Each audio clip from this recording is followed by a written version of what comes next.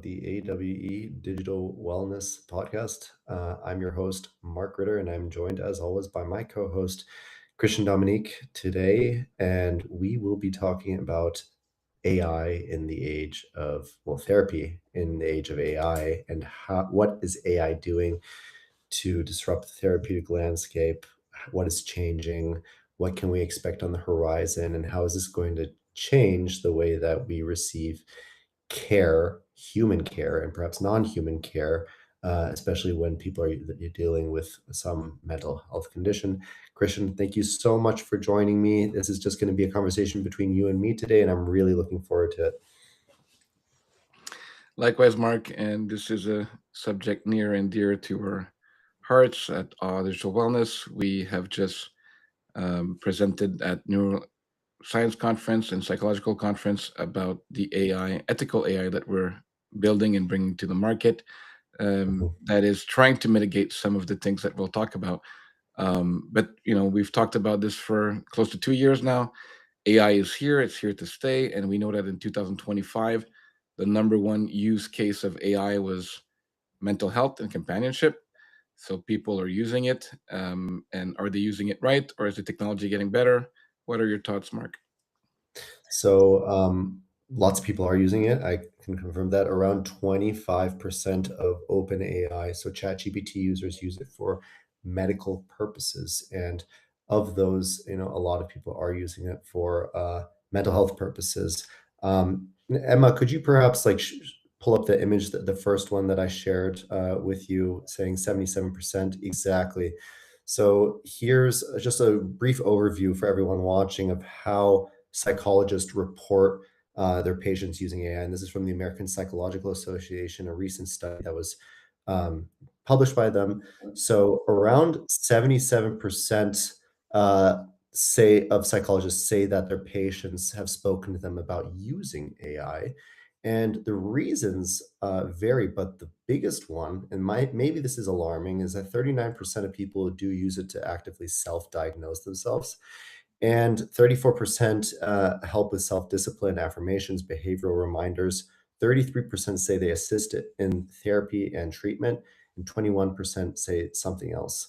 The reason that I think the 39% for self diagnosis may be alarming is that it um, plays into something that I had the chance to speak on at a recent conference in Copenhagen on child safety and AI, which is the sycophantic tendency of AI to confirm perhaps pre-existing beliefs or delusions in order to keep the user more engaged. A lot of these platforms were simply designed really to keep users on for as long as possible. And if somebody, say, with a delusion or let's say a pre-existing condition like depression, comes on there and says, I really have thoughts of harming myself and I really don't like uh, the person that I am.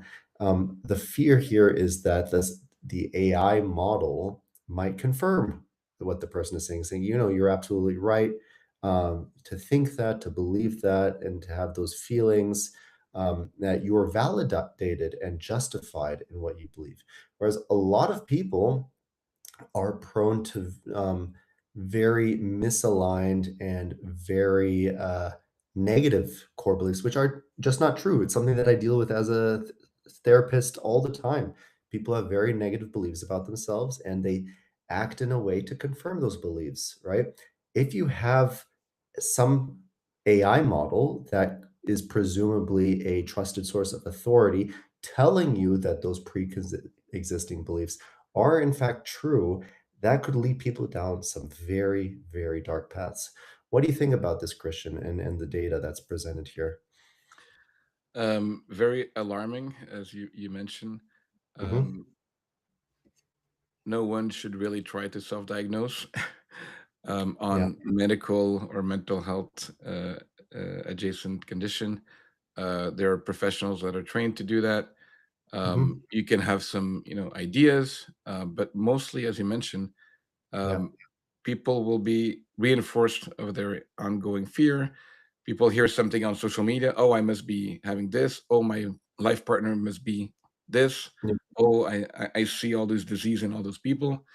Um, as we talked a lot at the brain is a complex machinery that change with genetics and environment, and even the professionals, as you know, can Mhm. diagnose something today and will change in a few Yeah, weeks or a few months, right? So yeah, we're not here to label people, and we should not suggest that you try to self-diagnose.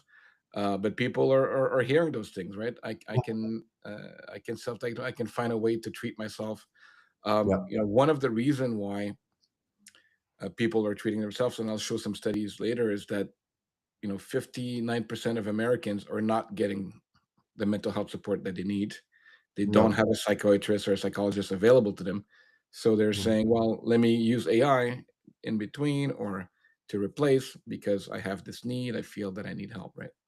mhm. But as you mentioned, in terms of limiting belief, I do have a study, 2026 from Brown University, that talks about LLMs as counselors, and it Mhm. says that big ethical concerns and warning that it first mishandled crisis, and that's why at all we have a 5 level of crisis response and Right. human in the loop.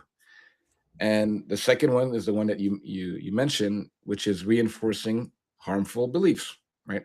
So Yes. AI is known, has been studied to reinforce harmful beliefs. So you have to really be careful when you're using that.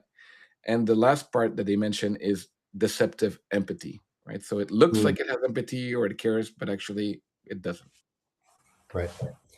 I think a lot of people watching this might not be familiar with some of the legal cases that have been um, going on around uh, not just these AI companies, but also the people who have used it. So we have Rain versus OpenAI and Solberg versus OpenAI, both representing complex legal cases where, so for example, Adam Rain, 15-year-old who took his own life tragically, his parents are suing OpenAI, claiming that the model encouraged him to take his own life. And there's actually chat history that supports it to a certain extent.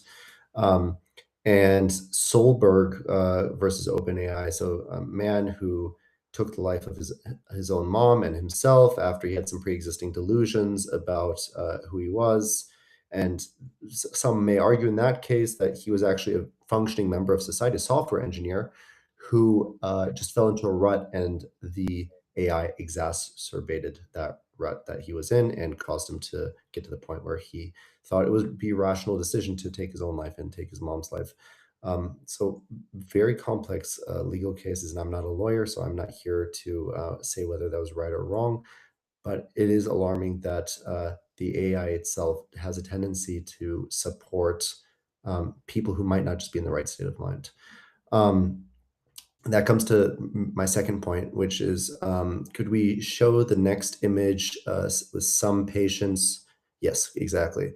So really, something that you mentioned before, which is that AI is not only being used to self-diagnose, but it's being used to supplant the need for social relationships. And psychologists, like around 35% of psychologists report saying that their patients are using AI as an additional mental health professional.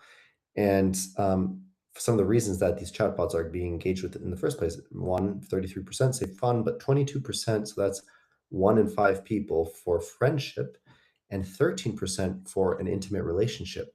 We did have a case in 2025 where a woman from Japan became the first person ever to legally marry ChatGPT, her chatbot, basically on ChatGPT. And there was a ceremony, there was a wedding ceremony in Japan where she's marrying her AI chatbot.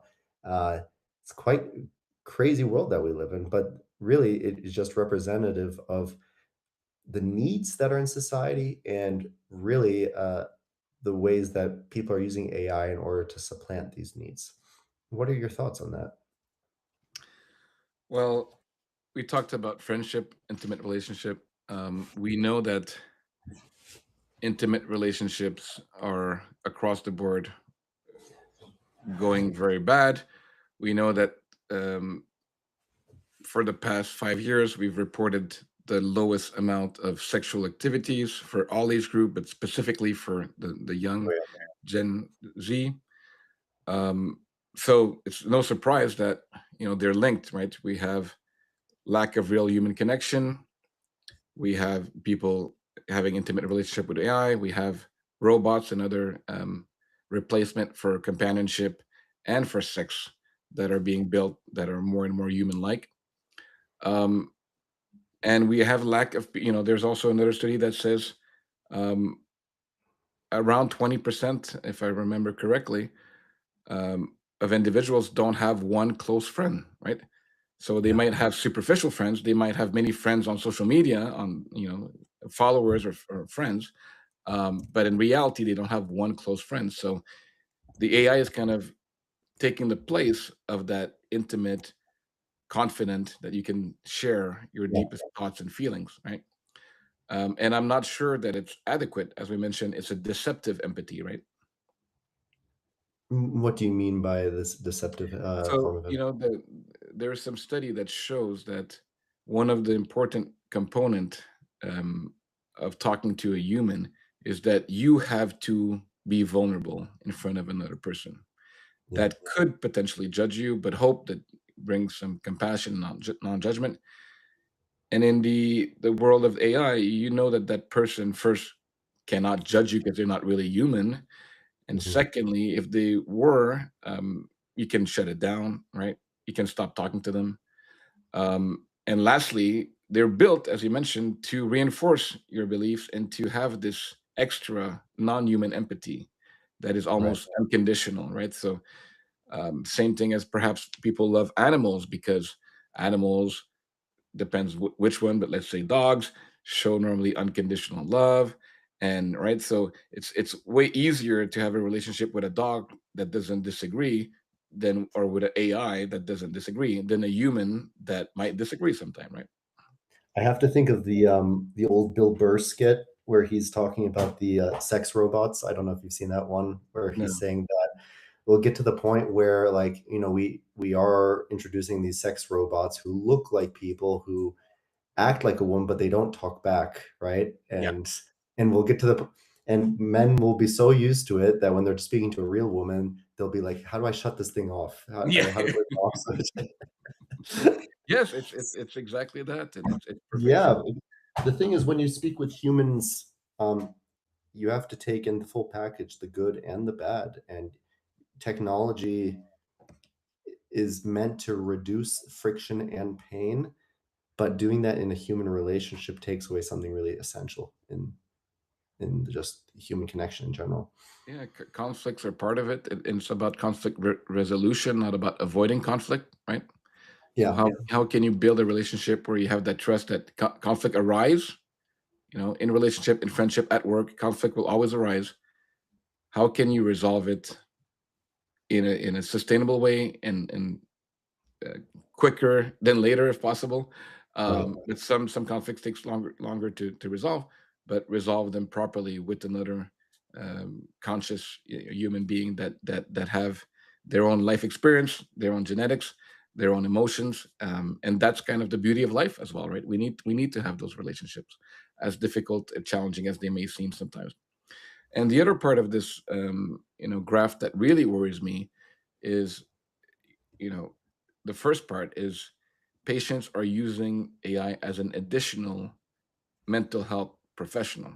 And it's Yeah, not mental health support or wellness support. It is, people think that it's a mental health professional. yeah. And that's over one out of three people. And that's really worrisome to me. What do you think about that, Mark? Well, I mean, it makes sense give with market dynamics, just AI being free and accessible for most people who I think it more than anything, it just reflects perhaps some of the shortcomings and flaws of the whole mental health therapeutic system Mhm. going on, which is that therapy should be just as accessible to people as AI should be, but it's not, because a lot of therapists are not covered by health insurance. A lot of people don't have health insurance. So there's a lot of like hurdles to get past to actually go see a licensed therapist. And people don't want to deal with that. They want like help right now. And AI seems like it's offering help right now. In a lot of ways, it can offer help right now, but maybe not for specific mental health problems that people are dealing with. So I think more than anything, this 35% of people using as an additional mental health professional makes a lot of sense and just reflects perhaps some of the flaws in the current system that we have. Agreed, Mark. And I also believe that the current model is, seeing a therapist for 8 sessions in 8 weeks, but one or maybe 1.5 hour or maybe 50 minutes each time. Um, there needs to be a lot of work in between those sessions.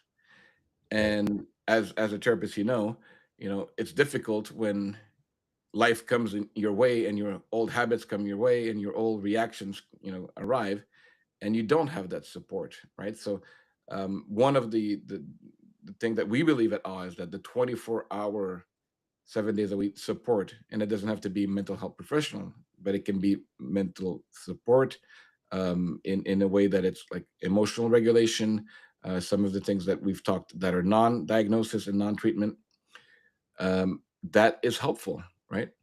Having someone remind you to have 10 deep breath and mini meditation, or Mm. to calm your voice or the speed of your voice and your breathing, right? Those are non-clinical and useful. Wouldn't you think, Mark?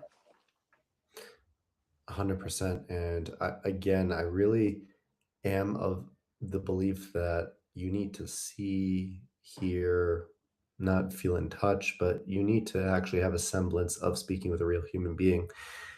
And I don't know, we're having this podcast on July 3rd, 2026. We're not at the point where we can have somebody who looks like me speaking on a camera in front of you who like mimics all the nuances and mannerisms of a real human being.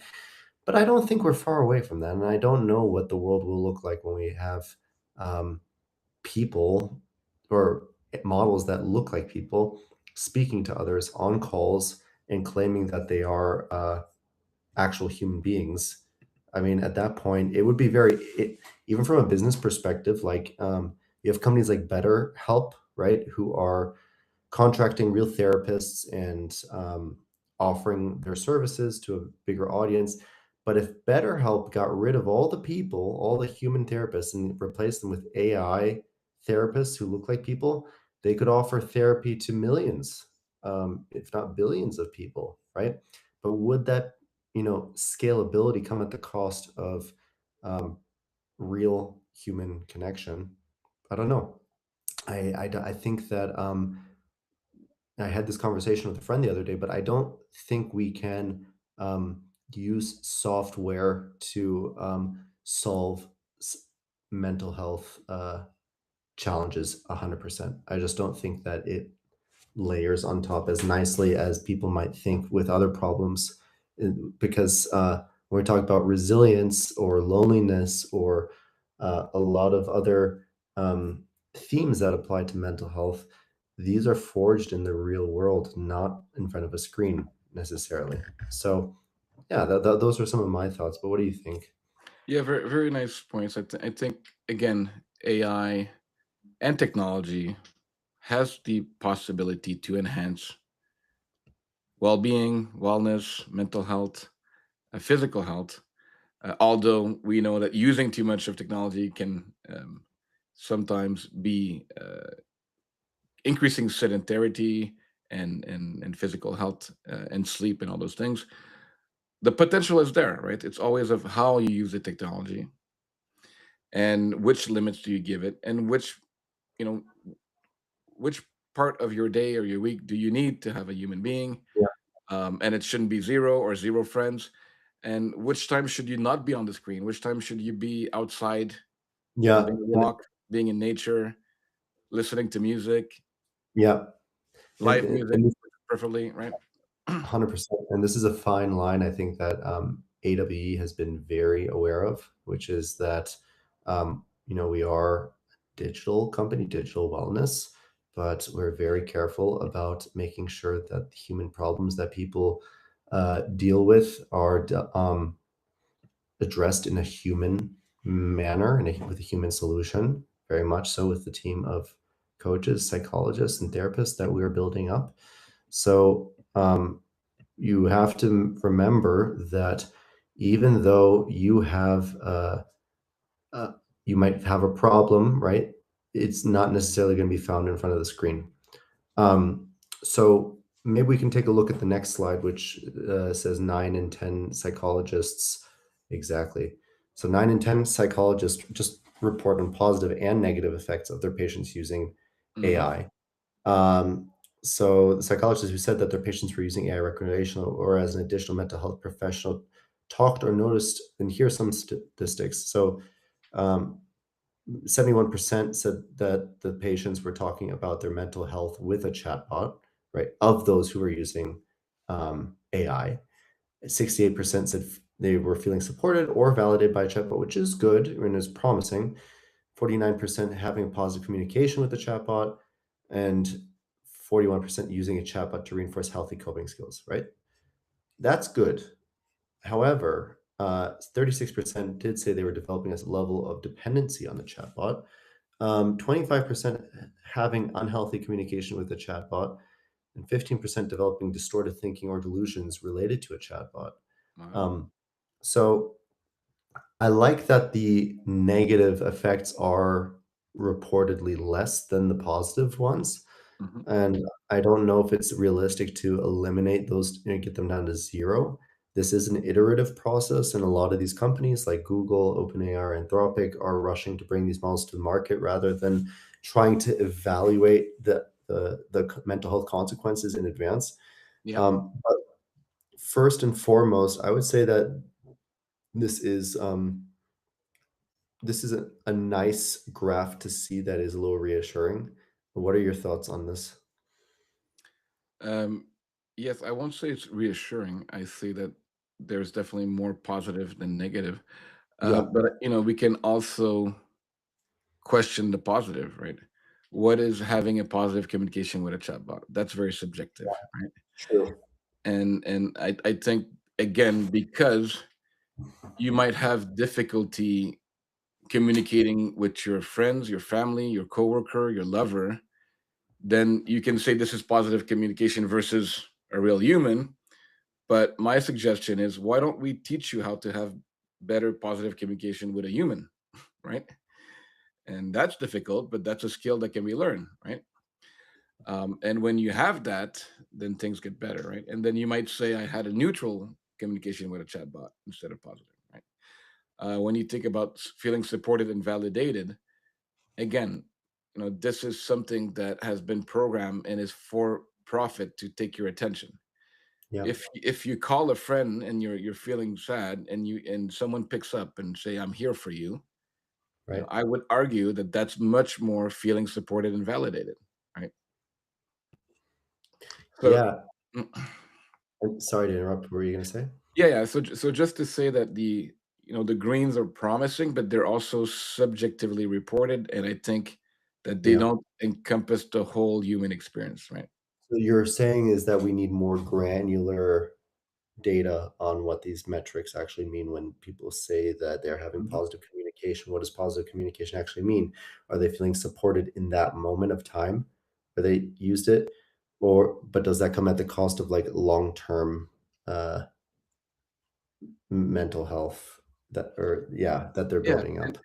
and again, I think it's a nice graph, and I'm happy that some people feel supported and validated maybe when they can't, right? So the idea of a more holistic system with human in the loop and Mhm. better prompting and better ethical consideration. And what we're trying to do with our AI suite is to say, well, we can validate you at this point, but also if it's the third time, don't you have a real human to go talk to? Because I can only help you so much because I'm a bot. I'm a companion, but I'm not real, right? And the big companies that are doing those models are not considering that because that's not in their best interest. The business objectives are misaligned in a certain sense with the end user's mental health because unfortunately, and this is something we see, and again, a lot of times, profitability, is not what the corporation's outcomes or objectives are, does not align with long-term well-being of the user. Because human nature favors something that is fast, is highly stimulating right now, it is going to give you immediate reward. And oftentimes, those things that I just described are not conducive to long-term well-being, right? You can take any example. It could be Yeah. drugs. Drugs are immediately stimulating and feel good, and they're very rewarding right now. Long-term destructive for people. Same with problematic phone usage. Immediately feels good, feels nice. Long-term, very disruptive towards your attention, fragments it. Hard And, to follow long-term goals because of it. and even if we're looking at the negative part, right? It's less than the positive, agreed. But those numbers are still alarming. 50% having distorted thinking and delusions. That's a Right. lot, right? That's Yeah, a lot and of people that are not grounded in reality, right? yeah, and I'd be curious to see how these numbers look differently with teenagers who use Hmm. AI chatbots, right? Somebody whose brain is still developing. They're still developing the prefrontal cortex. How do these numbers, does it distort, how does it distort their thinking? What sort of long-term consequences do you see from prolonged AI usage in young adults, right? Yeah, we're very concerned about that. We know that the brain develops, until 25 years old. And we are working with you to create those types of boundaries and understanding of how the emotional development, the communication and social skills, as well as the cognitive skill. We had another podcast about reading, right? How can we Right, make you be able to read, have a relationship, have sex, have right. have a family in the future, and not be stuck with marrying an AI, right? So that's basically it. Yeah, exactly. And I mean, like, you know, there's something beautiful in the friction of a real relationship with a person. You don't want a yes man in your life who just agrees with everything that you're saying. You want somebody who will disagree with you and challenge you in some points. And yeah, to a certain extent, maybe it's too much, but like you do need a dose of that because I think it does make the friendship much more rewarding or the relationship much more rewarding to have somebody who does present a different viewpoint. Um, so yeah, I think just with AI in general, I think this is something that we talked about at the conference, but do we have to rely upon governments to instill or to implement policies that force these companies to be much more careful about rushing the models to the market? Or do we need to rush the models to the market and then correct after the fact? That was a big discussion topic at the conference that I was at recently in Well, Copenhagen. I mean, we can just see what's been happening recently in the last few weeks with Anthropic releasing Faber. I'm not sure how to pronounce it. Fable, yeah, yeah, Fable, yeah, which was not allowed in Europe, by the way. yeah. And then, but the reason why it's not allowed, it's not because of mental or health. It's about No, no, security and power and war yeah. and cyber attacks, right? So, The US Department of Defense, I think, said that non-US nationals cannot use it because it could be used to infiltrate US government, secure data pretty Mhm. much?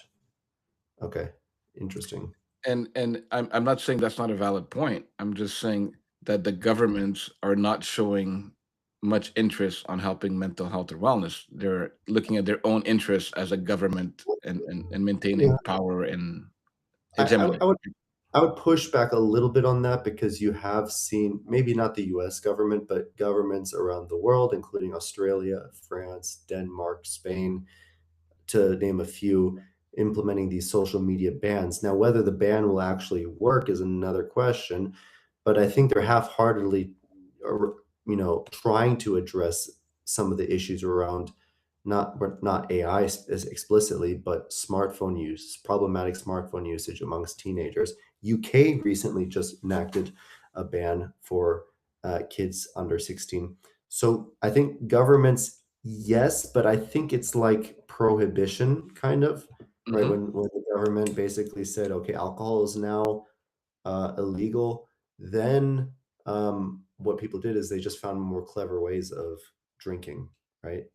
So it's kind of like what kids are doing now is that they're using these VPNs to bypass these identity verification Yeah. systems. The kids are clever. They're finding ways to get past it, and they will find it past it.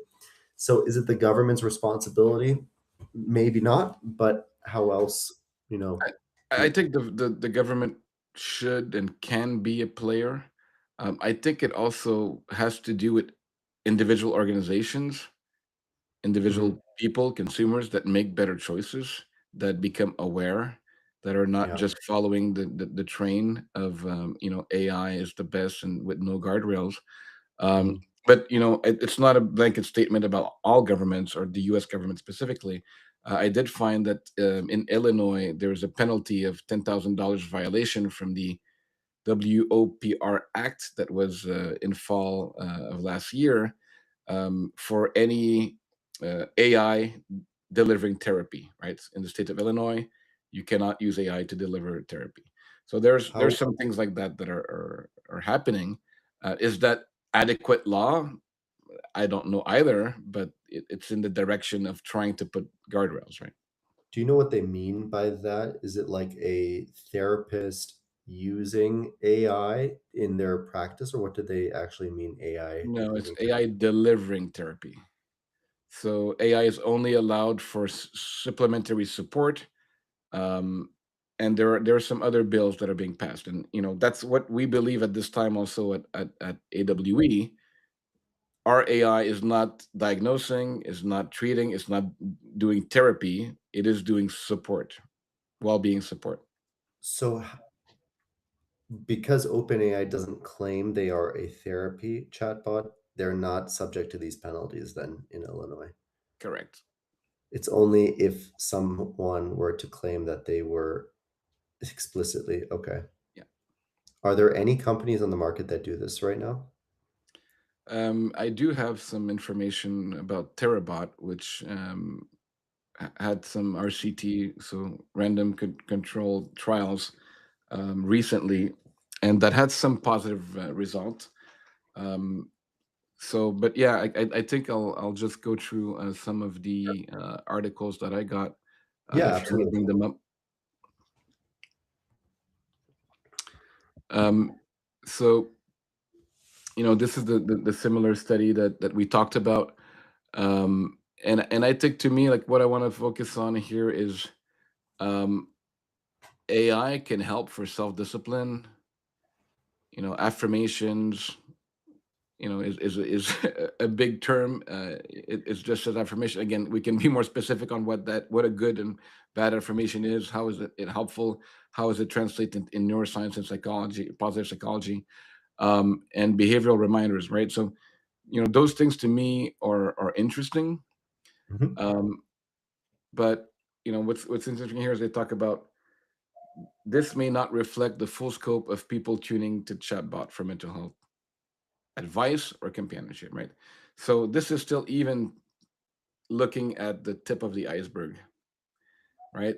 So we know that chatbot is accessible and is the path of least resistance for people needing support, right?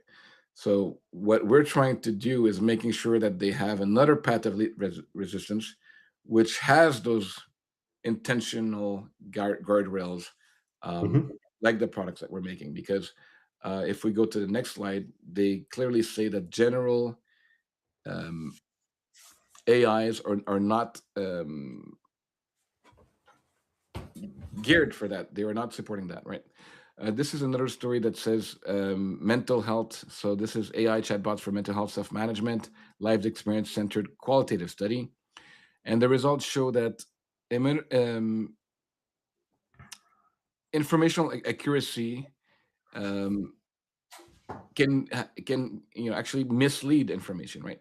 So it can be vague, it doesn't fit like your personal constraint, and that's also quite important to know the limitations, and that's people voicing what they've seen, right?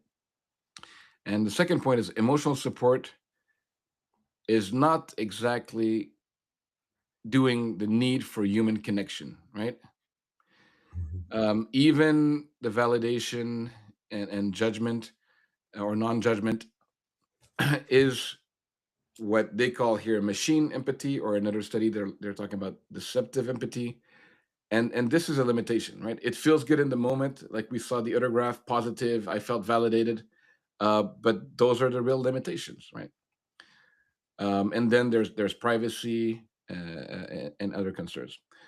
If we go to the here, it mentions clear limits. If we go to the next slide here, this is what I was talking about for the randomized trial. So this is from last year. Terabot was used with 210 adults, looking at 4-week therapy.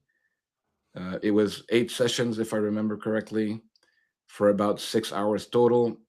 And we looked at people with major depressive disorder, eating Mhm. disorders, and general anxiety, right? So diagnosed people, and the results were positive. So if we go to the next slide, and there is some use um, case that it can help people, right? So we're saying Yeah. let's figure out what's good, what's bad, what's ugly, and make use of this technology, right?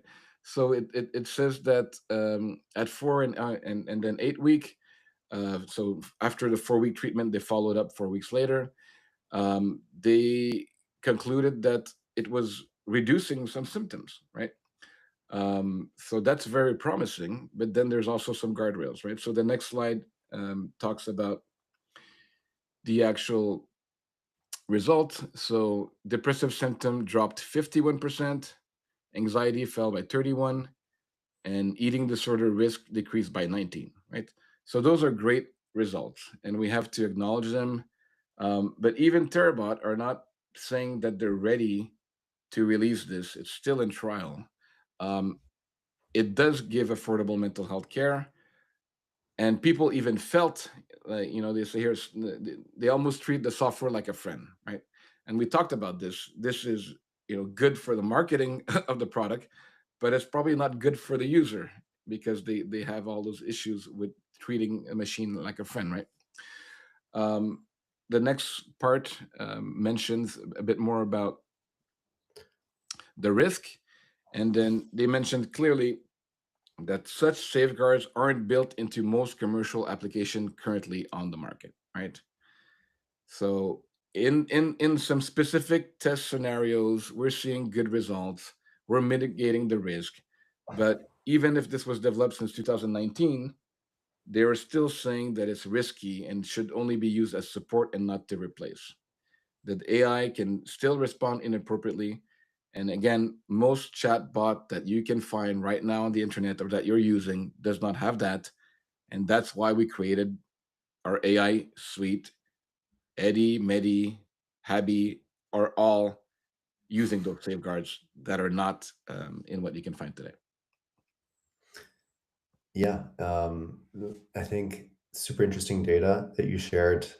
Um, my first thought was that we're perhaps just we're missing longitudinal data that also says like what are the long-term impacts of, Yep. because 51% of people say that they feel better. That's good. I would like to know how sustainable that is on the long term. Hmm. And I think the data is just not there yet. I mean, for all that we're talking about AI, it's only been around for like what, 4 years, maybe even less. Like, well, the third when we speak by AI, I mean the third wave of AI, what we know as like it's beginning with ChatGPT 3 or 4 years ago. Yeah. Um, we just don't have enough data. The thing, technology is moving so fast, we don't have enough data on what the impact is here. But just that data alone looks promising. Hmm. Um, but again, we don't know. how well it can address mental health conditions that people are dealing with. Yeah, it's promising. It is something that can help, and I think what we focus on and that mentioned is like the 24/7 support Yeah. is Yeah. where we're at, is what we should focus on. Hmm. Like you said, maybe in 6 years we'll replace all therapists, Yeah. and then they can find a new profession. I don't know, but we're not there yet. Right. I think for most of what we've been speaking about so far, we've been talking about the application of AI for the end user, for the patient. But I think there's also a few interesting applications when we talk about how does AI assist providers, Hmm. um, therapists who use AI to deliver therapy. And this is not just isolated to mental health professionals, but doctors use it to make diagnoses. There's pictures on Reddit of emergency room doctors asking ChatGPT questions to get a patient diagnosis in the emergency room. But maybe we can pull up the image of the one that says applications of artificial intelligence, the one that has a circle on it in the middle. Yes, this one. So this is just talking about the applications of artificial intelligence in neuropsychiatry, and this is from a study uh, in the Australasian psychiatry, artificial intelligence, AI, and psychotherapy: a challenging frontier. So this graph really is looking at how is AI influencing diagnosis, monitoring, research, and treatment. And so in diagnosis, it's helping prediction of anxiety and depression. So there are early markers that can be screened. Prediction of post-treatment remission and suicide risk stratification and identification. So basically seeing how prone somebody might be for suicidal ideation. Yep. Uh, for monitoring, speech analysis, digital phenotyping, and AI wearable devices. This is very interesting to me. Um, Biomarker detection for research, AI-based drug discovery and treatments, so AI-based psychotherapy, which is what we spoke about up until now, Hmm. simulated exposure therapy, and moderated online social therapy. Let's stay with simulated exposure therapy for a second because that's very interesting. Yeah. What and I literally had this conversation the other day, which is like, even if let's assume somebody has anxiety around speaking to strangers, um, and you take a VR headset that has an AI model running in it, put it on somebody who is afraid, and they're in a world where they are encouraged to speak to a person and get a real, like, haptic feedback that they're speaking to the person. Hmm. At the end of the day, although that might help, the person still knows that it's not real. It's a headset, right? How much can technology help in that case? I mean, it will help a little bit, but the person still knows that it's not real. And at that point, the only real exposure therapy is doing the thing in real life. Mm. What do you think? Um, I think that it is an avenue. There is definitely some cases where simulated can induce some training. We Mhm. we know, in fact, that from a perception neuroscience, we're not really seeing the world as it is. We're always perceiving it through our brain, right? So we can believe things that are not there. We can invent things. We can, have the fear of something that looks like something, even though they're not, right? So it depends how convincing it is. It depends on what the issue is that needs exposure therapy. So I think there's some promise, but it's not all encompassing.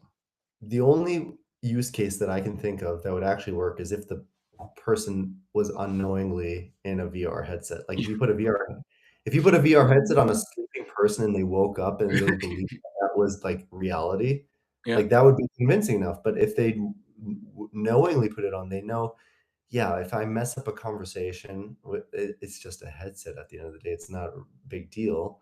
So Hmm. there's not as much skin in the game, or and there's not as much on the line. Um, which mitigates the potential upside that you could get from that software because the person knows that they're protected against any risk.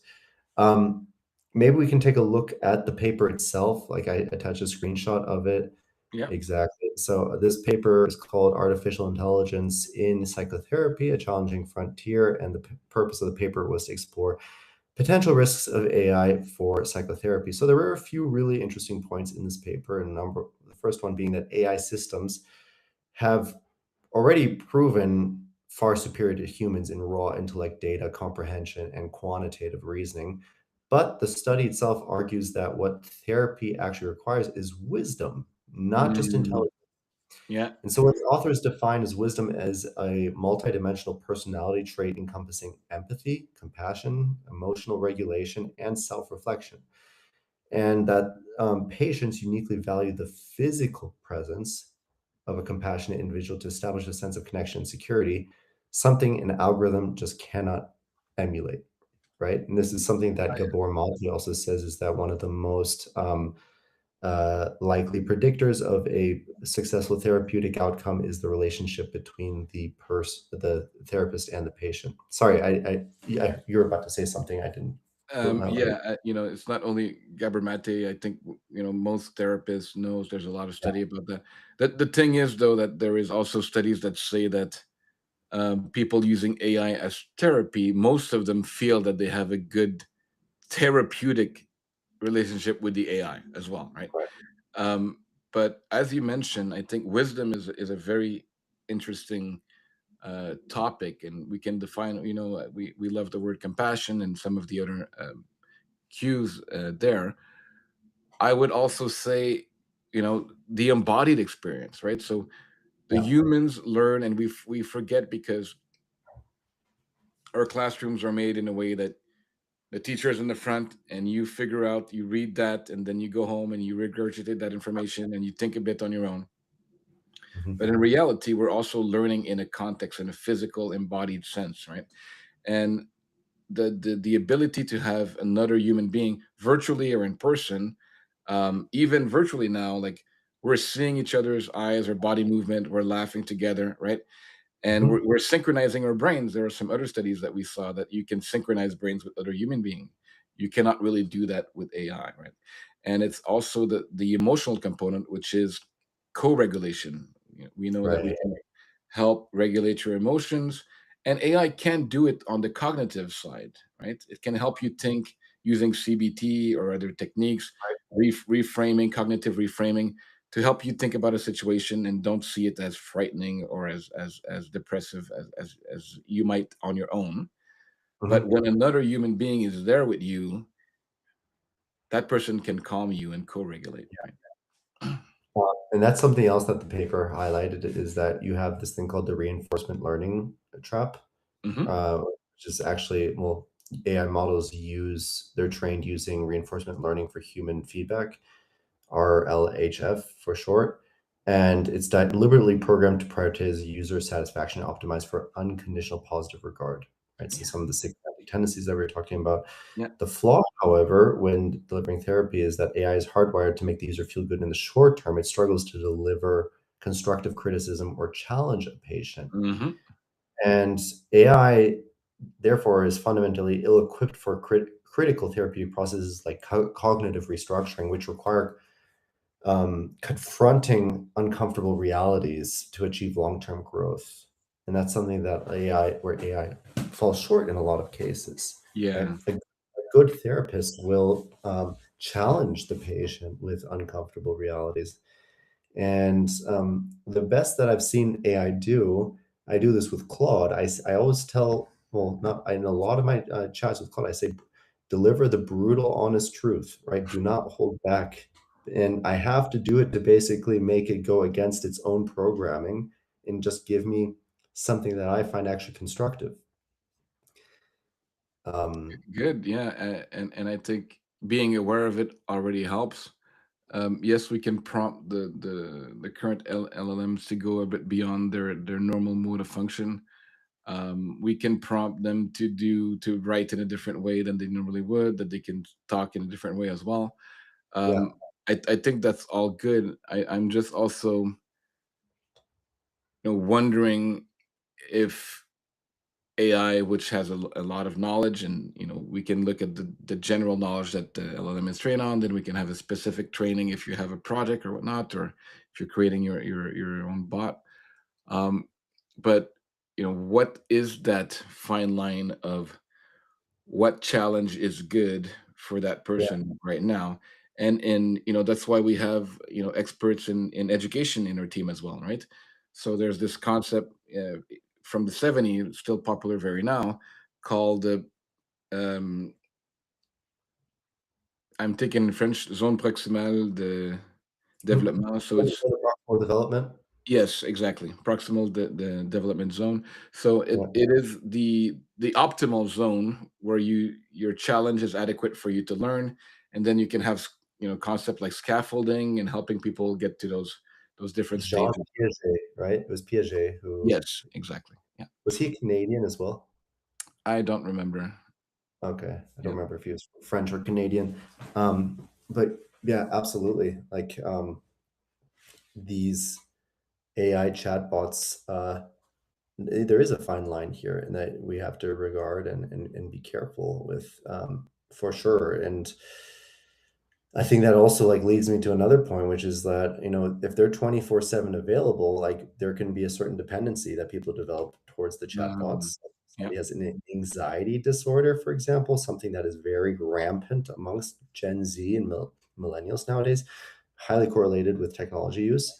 A constant source of uncritical validation can backfire for people using yeah, this chatbot.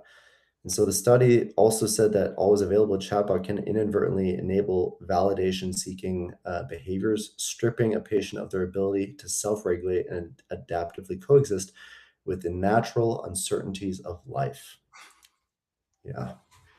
yes. So I I, was having a long discussion with a friend this week about uncertainty and how accepting uncertainty is one of the hardest thing human beings do. That's why they invent all those stories and try to make them feel that life is certain.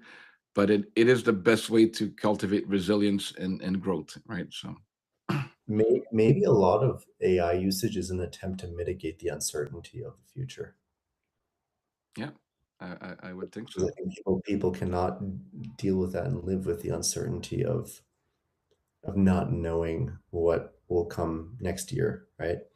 And one Uh, of the other thing we can mention, sorry to interrupt, oh, is that no. the way that AI responds is with confidence, right? It doesn't respond with like, oh, I don't know. It's like, no, this is it, right? You're 100% right. Yeah, I think there's funny I saw a funny Instagram meme where it was like ChatGPT after you've cheated on your wife for 20 years is like, "Oh, no, you didn't cheat. You're just exploring, like, a new phase of your life, and this you're prioritizing you now. Like, that's you didn't cheat, you're prioritizing yourself."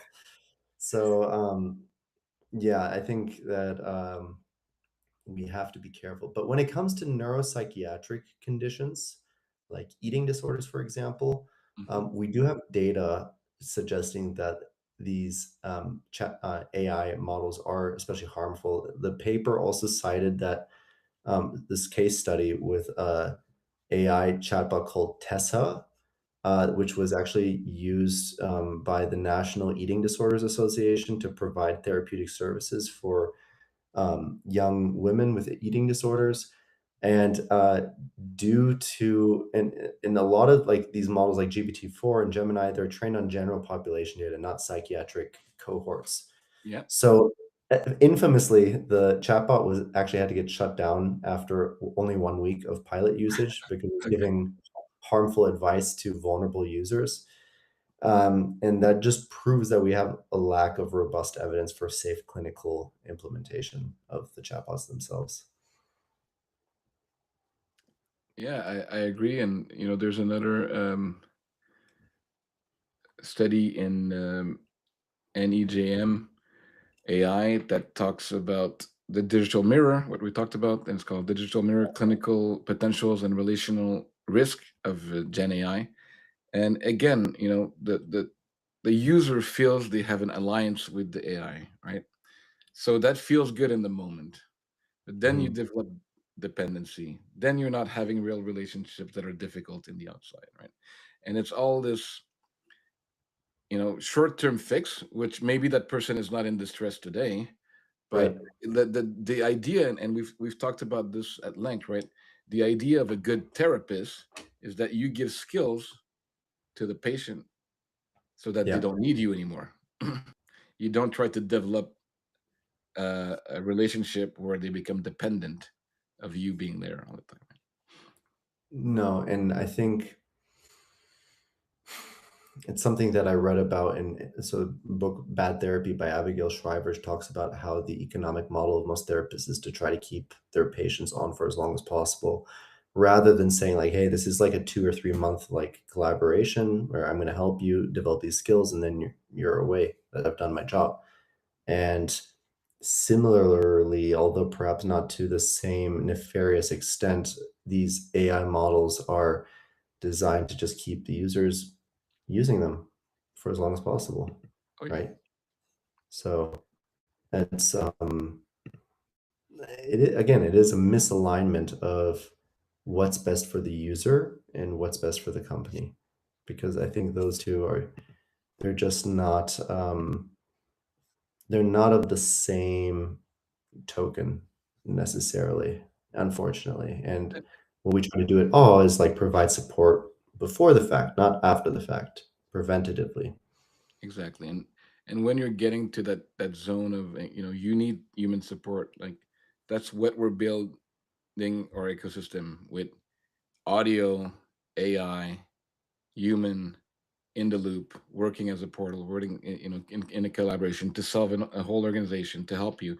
And Yeah. when the human is needed, it's needed. And one other small things that people forget: yes, your AI has your chat history, maybe, right? So it has context. But a good therapist, a good coach, like someone who's going to enable you, is going to ask questions that AI is not going to ask, right? Yeah. If you look at the whole systemic view of therapy, of human growth, you know that there is a personal sphere, there is an interpersonal sphere, there's a universal sphere of achievement, of actualization as a Maslow, or you can look at the Barsky's personal development scale, and there's also a history, right? So what's the context, right? And I think that AI is very bad at figuring out, why are you asking me this even? And Yeah. why are you reacting like that? And how was, and it's not the psychoanalysis of Freud, which we know it didn't work Yeah. very well, but it's kind of family history and intergenerational cues that are important in this whole experience of helping people get better. Well, I was gonna say, my first thought was like, "Oh, it doesn't have its own internal ethical code." Actually, that's not true. It does have a ethical code that has been designed by the developers at the companies. What it doesn't have is some sort of, um, I think, benchmark for appropriate human behavior. Like, why you said, "Why is this person asking me this?" Yeah. I don't think, like, a chatbot can evaluate that question Yeah, and yeah. Just gonna actually and read it at face value, right? Mhm. yeah, exactly. It's like, well, this person might be asking, but it's not able to reflect on its own thinking. Yeah. That's the limitation here. It's not like, why is this person asking me this? Why would somebody be it can only give like a very succinct one-way answer instead of like a meta answer. I don't know. This is Yeah, yeah, very and interesting. I think that talks about your paper as well, like wisdom, right? How can you Yeah, have this like other coach. level of awareness that you know what question to ask, what question not to ask, why things might be, you know where to investigate. And the other thing that we've talked about, I think, in one of our other podcasts, one of the things that AI is lacking is curiosity, right? Yeah, It cannot feel curiosity. It can simulate it. It can be prompted to ask questions, but it doesn't have the real human curiosity of desire to find yeah. out information that's missing, right? Curiosity is an interesting one. I mean, like, what is the motivation of it's like curiosity is like the realization of a knowledge gap, or it's like, or it's a realization that like, like, why, right? Yeah, And yeah. And I think the model, as I've understood LLMs, just scrape the internet to find that why. Like there's no incentive to ask a person because it looks for data that's on the internet rather than Mhm. trying to be like, "Hmm, why is it like this?" Right? Um, yeah, I think it's just certain very human elements that just cannot be programmed into one of these language models for many obvious reasons, and the biases that are also involved in that, right? So, something else that this study was talking about was that there have been critics who argue that human therapists might have biases. That's true, they do. But the study highlights that there is a crucial cognitive difference, which is human therapists possess metacognition and introspection, something that we just talked about right now. Yeah. The dynamic being here that a human therapist can actively notice their own cultural or personal biases, tracking in real time during a session, and consciously pivot during that session, whereas an AI cannot do this. Its responses are bound strictly to its static algorithmic programming and training data. Exactly what we are just talking about. The ability to have metacognition and introspection, question your own thinking. It's like a theory of mind for yourself. It's like, okay, can I actually, is this valid what I'm thinking right now? Is this Mhm. like is this right? And an AI chatbot does not do that as far as I can understand. It doesn't either, as I know. I would say that again, that's a very important insight, and I've had recently conversations with psychologists and therapists, um, like re-asking, ourselves, like when I'm with the patient, when I'm with a client, where are my biases? Right. Right? If I'm doing a couples coaching or therapy, am I did something in my life, or because of my sex or my impulse or my conception of the world, making me choose more or one of the partner. But Yeah. we can do that, and we can be aware and bring it back to the balance, and trying to figure out the non-judgmental way or the compassionate way, or learning more with curiosity, right? Or if I'm in a one-on-one situation with a client, and that person is triggering something from my past or my wish or my this, or another patient or another, whatever it is, we can be aware of that, Mhm. and at least challenge that pattern. And not saying that there is still not biases and that the process is perfect. Of course, it's not. But it's an ability that good therapists should have, at least. I think you say something interesting because this is exactly what another point that the study pointed out, which is that vast majority of AI algorithms have historically been trained primarily on male demographic data. And so this leads to a distinct lack of clinical sensitivity toward unique issues that may be faced by women, resulting in like the minimization of their experiences or the reinforcement of harmful stereotypes. This is something that actually the guest that we were supposed to have on today, Claire, she was very interested in talking about how the technology might be limiting in some ways, and I think this just demonstrates it that a lot of the models. It's kind of like how in psychology, a lot of psychological studies had a replicability crisis because a lot of the initial studies were performed on college students, right? Yes. So like Mhm. mostly white Anglo-Saxon Protestant uh, college students of a specific demographic background, which is not representative of most people actually, Yeah. and so they couldn't reproduce it for that reason. And I think in the same way, if you train on a specific data set, it's not going to give you the best responses that are attuned to every single unique use case of the human condition. Yeah. Almost every data set training are biased. Yeah. And that's a real question. And there's been a lot of studies showing some of those impact, right? There was this idea of, well, if I'm creating, for instance, um, a picture with one of those LLM, what's the composition of the color and backgrounds of people, Yeah. being generated, and some is from the data set, and some is from, I was trained that everything should be diverse, and then it comes out with things that don't make sense either, right? So, Yeah. there's this whole idea that AI doesn't know what it doesn't know, or why he knows something that way, right? 100%. Yeah, it's again coming back to the sort of our metacognitive understanding that the AI model is not able to really ask that question uh, why is it thinking like that in the first place, or reflect introspectively on its own perhaps shortcomings. Some of the current, so I asked you a question earlier, like what are the current players in we have in terms of AI chatbots in this space? We have Therabot, I think was the one of them. Um, we have Wobot and Wysa, which Yeah. are uh, AI chatbots that deliver structured cognitive behavioral therapy and real-time conversation. There's Eliza GBT, which is built on OpenAI frameworks for guided self-exploration. Headspace has its own chatbot called Ebb, which is a conversational lifestyle mental health support tool.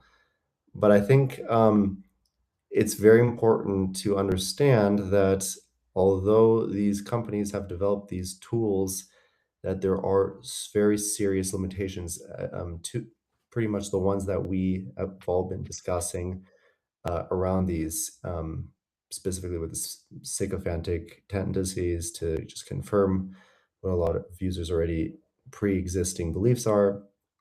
In So, in our scientific article, we have a section who that looks at all the most of the ones that you mentioned, and explain the growth and the limitations as well, right? I mean, it's all advancement. We're not saying like, bravo to all those companies to do, to try to make the world better. yeah, But we're not there yet, and we can do much better, I believe, in yeah, 2026, right? And that might be a good cue to share that we're releasing in a few weeks QP, our new relationship AI. okay, And I know that you mentioned in one of your slides that it was like a social group mediation, right? So QP will be your first bot that can actually talk to more than one user at the same time. So a family or a couple, and then having them talk to each other, human in the loop, your close one, and right, help right, right. the human connection for real, right? So, where can people go to find out more about not just QP, but all the other AI chatbots that all has developed and created for people? So you can reach us at awewellness.org. There's some Mhm, forums, contact forms, mhm. awewellness.org, or reach out to myself, Christian Dominic, or Mark Richer on Yes. LinkedIn. Would be happy to have a chat. Could you tell us a little bit how these AI chatbots perhaps circumnavigate some of the limitations that we've discussed on this chatbot, like what, or not this chatbot, on this podcast, and basically how does Awe try to distinguish itself from the current mirage of AI slop and that's out there? Yeah, good question. And I guess there is the main answer is that we are looking at the human first, and we're doing it with humans. As I said, we have human in the loops. You can talk to real coaches. You can be directed to, if you're in a school, your counselor or psychologist. If you're an HR company, to your EAP or company telehealth services. Um, and we are, baking in all those limitations that we talked about in the prompting, in the Mhm. knowledge base, so that we don't repeat, so that AI can challenge you, can tell you Right. no, can tell you, don't do that, do something else. And also that's based on the research that we do, which we were the first chatbot to develop an emotional aware, clinically validated bot, meaning that it can recognize some emotions while you talk or type, and can modify its response so that Mhm, you are in the positive or neutral emotional state and not in mhm. the dysregulated emotional state. And what is QB exactly used for? What's the, like, use So case? QP is for relationships in general, Uh-huh. family, larger relationships, couples relationship. It does have a sex and intimacy module, which sex is part of life and couples life. It does have a family module, which parents, co-parents, stepdads, stepmoms, or bonus moms and dads, as they like to call now. Those difficult relationship dynamics in families, in couples, in friendships, and it's Mhm. really there to help you uh, achieve better communication, better understanding of other people, better compassion, better connection. Hmm, okay. But you can't date QB, right? No, no, no, no. It's her to make you date, not to date it. And Be it's attractive? Could I get to know QB a little better? It's kind of reminding me of that movie Her. Do you remember that one with, yeah, Jude Law and, like, he's, dating, I think, the AI is played by Scarlett Johansson's voice. Um, so no, we're not yet, guys. We haven't developed a dateable AI chatbot, but I don't know. Is it on the time horizon? not Are this we year. We'll see how good it no? gets. Yeah. Got it. And what other, chatbots are in the Awe portfolio right now? What else can people find on Aw's website? Yeah, so we have Eddie, which is our age appropriate chatbot. Eddie is for educational aspects and well-being, so it helps you not do your homework but learn how to do your homework. It helps you with very teen and children relevant emotional, social emotional learning, Mhm, um, uh, aid support, right? mhm, Again, not here to diagnose, not here to label you, not here to treat, just here to give you a real ethical, evidence-based support. Then we have Medi, which is more for the people that want to learn more how to breathe, breathing techniques, focus techniques, and calm and peace. And we have Lumi, which is my favorite is the happiness one. So woohoo. train in the happiness science, well-being, Mhm. and really giving you tricks how to be a little happier every day, regardless of your circumstance.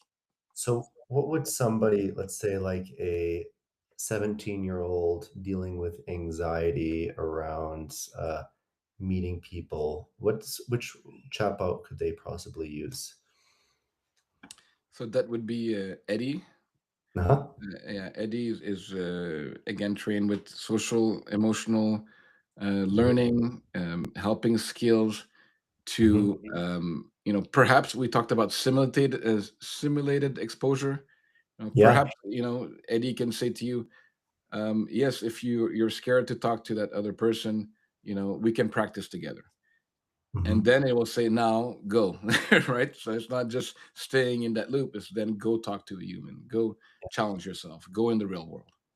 So for anybody watching, right, of the shortcomings that we've discussed of AI, we have really focused consciously and intentionally on designing AI chatbots that, um, circumnavigate a lot of these, um, shortcomings to make sure that people are overcoming their own challenges that they're dealing with. And what are there, 6 different chatbots that all has now? Yeah, the 6 the other one is Habi, Happy like Happy Habibi. Habibi. And Habi is to help you with habits, right? So Yep, difficult unhealthy habits, things that you don't really want to do but you're stuck doing over and over again. yep, Habi is there to educate, to help you, to challenge you, and to encourage you. yep. Nice. Okay. So just visit alldigitalwellness.com and you can test these out for free. Habi, Medi, and Lumi are all on awdigitalwellness.com. Click on that And link, guys. we have a few more coming on awwellness.org. Check out those. And if you want that for your organization, for your school, we have another one that is not on our website that is called Louis, and Louis is for workplace. So Louis Yeah, will be checking in on all your employees, not to spy, just to give wellness advice and making sure that everyone is sane in these busy world and complicated challenge that we have to do daily and weekly. 100%. That's amazing. Anything else you want to share about the AI chatbots from all, or perhaps anything else that we discussed earlier, or anything new that you want to share? Um, we're having a great team doing the research side, doing the development side. We're Yeah, releasing QP soon. We have one or two more on the way as well, so keep tuning in. If you have some specific needs, ideas, you want to collaborate, you want to do the research, the development, you want to test them, you want to use them, just reach out to us. We're really doing this to make a real impact with the safeguards that we talked about, with the intention that we talked about, which means having real human connections in the loop at all time, and prompting people to be challenged and go out in the real world. And we'd love to have some more users. We have a few thousand users that are using on the website, and a few thousand users that are contractually using it with us. So we have clients already. If you'd like to learn more, just reach out. reach out to us either on our LinkedIn page, or you can send us. Uh, I think you can get in touch over the website, right? Correctly. Absolutely. Okay, great. And any Uh, final thoughts on how we can see AI again with all its flaw, but its potential as something maybe of a hybrid model where we yeah, can use the best of it without having yeah. some of the real issues we looked at. I like to prompt it in specific ways. I like to say, like, give me the brutal, honest truth, but constructive, compassionate feedback. You are a friend who cares about my well-being, but you are not afraid to shy away from giving me, the brutal, honest truth, like I said before. Yeah, Um, nice. yeah, exactly. And I like to prompt it with that, especially if I have a project going on in Claude. I like to give those as the instructions for the project. That's great. Thanks for everyone listening. If you are in Canada, happy belated Canada Day. If Yep. you're in the US, happy 4th of July, Independence Day tomorrow. And if you're in other countries, we'll get to your national day at some point. Really a pleasure always to talk to you, Mark. Looking Likewise. forward. We have a lot of guests coming up in July. We'll have some on Wednesdays, some on Fridays. Most of July, we have some already scheduled for August. Yeah, Um, and always a pleasure to debate and to explore absolutely. those topics. I've learned a lot today, and wish everyone, all the listeners, a beautiful rest of the day as well. All right. Thank you so much, everyone. And we'll see you again next time. This has been the AW Digital Wellness Weekly Podcast, and with my co host, Christian Dominique. Thank you, everybody, for tuning in. And please tune in again next Friday. Who do we already know the guest for next Friday? I think we have both Wednesday and Friday next week. Wednesday and Friday, double episode week, guys. Tune Yep. in. All right. Thanks, everyone. Bye, Have Mark. a great weekend. Bye bye.